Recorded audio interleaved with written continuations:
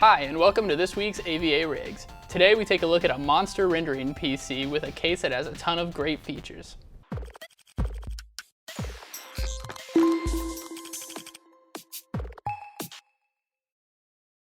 So what's all in this massive case? Let's take a look.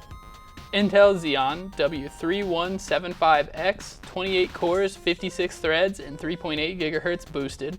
Gigabyte C621 Aorus Xtreme. This beast of a motherboard has 7 PCI Express slots and room for a whole lot of RAM. PNY Quadro P2000, 64 GB G.Skill Trident Z DDR4, Samsung 500 GB 970 EVO Plus M.2, and an 8 TB Seagate Barracuda hard drive. This case offers most of the things typical cases do, like optimized airflow and robust water cooling support, but it also has some more interesting features we'd like to take a look at, like the fan controller and temperature sensor that let you select your cooling performance and monitor the temperatures directly on the case. It also has easily removable and pop-open doors, removable fan filters, and plenty of SSD and hard drive space with support up to 12. Be sure to tell us in the comments section what sort of content you would create with a beast PC like this.